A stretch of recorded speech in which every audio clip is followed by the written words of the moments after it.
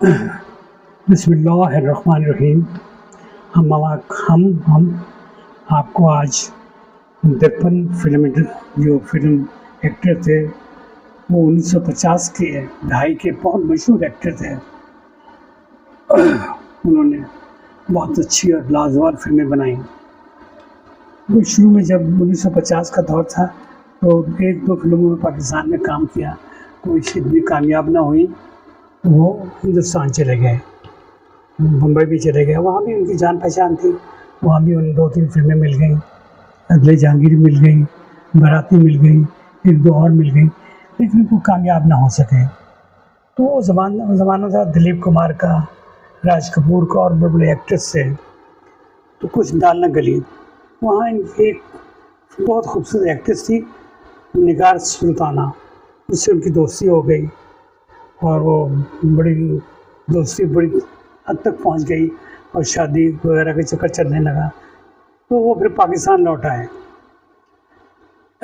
यहाँ भी उन्हें आते साथ ही बहुत अच्छी फिल्मों के उन्हें ऑफर्स हो गई, उन्होंने फिल्मों में काम शुरू कर दिया।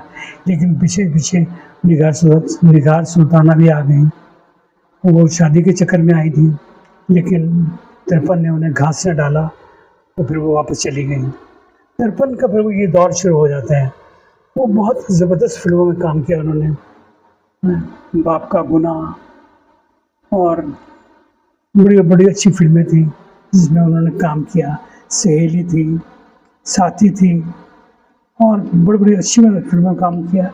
नूर इस्लाम थी जिसमें वो बहुत सुपर हिट कर गई। तो इस तरह वो पाकिस्तान में एक बहुत अच्छे एक्टर हो गए और बड़ा उनका नाम होने लगा। वो संतोष कुमार के भाई थे और एस सुलेमान के भाई थे, सुतीले भाई थे, और एक तीसरे भाई थे, वो भी फिल्मों में काम करते थे लेकिन कामयाब ना हुए। तो उनकी जो फिल्म सहेली थी वो बड़ी ज़बरदस्त हिट कर गई। उन्होंने सिल्वर जुबली कर ली, उसे सदारती अवार्ड मिला, निगार अवार्ड मिले और बहुत से अवार्ड मिले।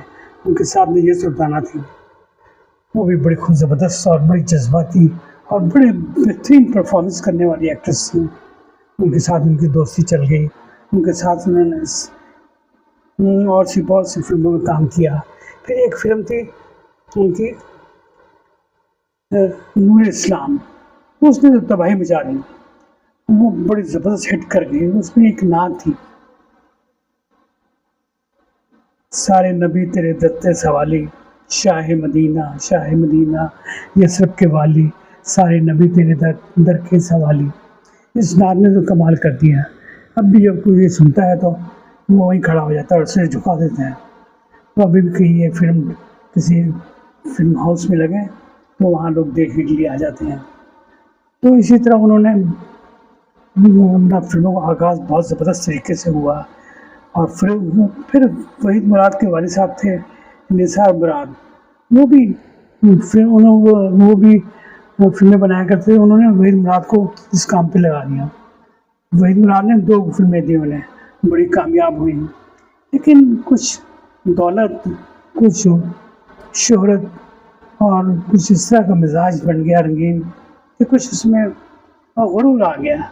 वो हदायतकार, फिल्म मेकर्स या अपने साथियों से कुछ अच्छा सलूक नहीं करते थे, लोग कुछ उनसे पीछे हटते गए।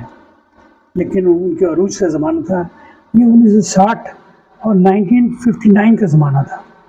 ये उनकी एक फिल्म आ रही थी, एक फिल्म जा रही थी, वो सुपर हिट जा रहे थे और उनके साथ नीरू ने काम किया, उनके साथ नुसरत नज़ीर ने काम किया, ये नैय्यर सुल्ताना ने उनके साथ बहुत काम किया। फिर नैय्यर सुल्ताना के साथ तो उनकी शादी हो गई और वो बहुत अच्छी बीवी साबित हुई। लेकिन फिर कुछ इस तरह हुआ कि नए नए लोग आने शुरू हो गए हैं, जिसमें अपने वहीद मुराद थे। उन्होंने फिर एक्टिंग शुरू कर दी, उनकी 2-3 फिल्में बड़ी हिट कर गई। मोहम्मद अली साहब थे, उनकी फिल्में भी हिट कर गई। ये कुछ पीछे रह गए, कुछ अपने मिजाज की वजह से, कुछ किस्मत के खेल हैं ये। वो कोई 71 फिल्मों में इन्होंने काम किया, 8 फिल्में इनकी सुपर हिट गई। जो एक फिल्मों की लाइन है जो उन्होंने की है, उसके बाद जब डिप्रेशन की हालत में आ गए कुछ लोगों ने नापसंद किया, लोगों ने उनके पीछे उनको ज़रा उनको अपना कम उनको ऑफ़र्स आनी शुरू हो गई, तो डिप्रेशन में चले गए। और वो मेरी बीवी ने बड़ा सहारा दिया, लेकिन वो साथ-साथ बीमार हो गए। वो लाहौर से कराची चले गए। कराची में उन्होंने ट्रैवल एजेंसी बनाई, वहाँ भी कुछ की ट्रैवल एजेंसी न चल सकी और मुकदमेबाज़ी हो गई और वो बड़े उलझ गए, पैसे ज़ाया हो गए, फिर वापस आ गए। लेकिन वो फ़िल्मों से अब दूर हो गए। अब वो कोई छोटा-मोटा कोई रोल मिल जाता है कर लेते, लेकिन वो भी अवॉइड करने लग गए, क्योंकि उन्होंने बहुत अरूज देखा हुआ था। उनके 2 बेटे थे, वो दोनों बेटे जो थे वो उनका फ़िल्म इंडस्ट्री वो नहीं आए, एक नासिर अब्बास, दूसरा अली अब्बास। तो ये फ़िल्म इंडस्ट्री में नहीं आए। तो नैय्यर सुल्ताना अपने तौर पर बहुत कोशिश करती रही, बड़े अच्छे उन्होंने काम किए हैं, बड़े अवार्ड हासिल किए हैं, बड़ी नामवर वो अदाकारा थी। इधर जो तिरपन थे वो दिन-ब-दिन उनकी सेहत भी ख़राब होती जा रही थी और वो तन्हाई भी उन्हें बहुत थी। फिर उनका जो अरूज का अपना ज़माना याद आता है, उसपे भी बड़े कुढ़ते हैं। तो वो बस तबीयत ख़राब होने की वजह से वो कोई 52 इयर्स के यानी कि 52 साल की उम्र में वो इंतकाल कर गए।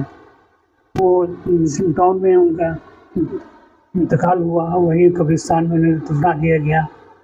लेकिन ये ऐसे थे कि ये 18 साल की उम्र में ये आए थे फ़िल्म इंडस्ट्री में और हाथों हाथ लिया और बहुत अरूज देखा।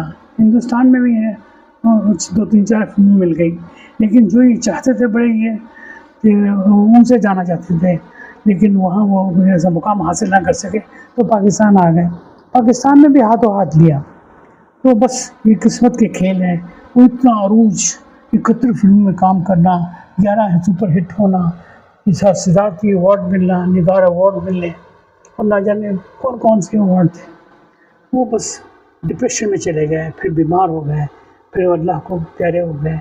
ये थी हमारी आज की दर्पण के मुतालिक स्टोरी थी। उनका असल नाम था सैयद इशरत अब्बास। तो ये शिया ख़ानदान से ताल्लुक़ था और ये इनके बड़े भाई संतोष कुमार थे, वो भी बड़े सुपर आर्टिस्ट थे। और फिर इनके 2 भाई थे और सौतेले भाई थे। वो एक हिदायतकार थे एस सुलेमान, दूसरे फ़िल्म आर्टिस्ट थे। वो और कोई नाम ना कमा सके। तो उम्मीद है कि आपको ये मेरी स्टोरी पसंद आई होगी। इंशाअल्लाह मैं फिर नई स्टोरी के साथ आपके हाज़िर होऊंगा। खुदा हाफ़िज़।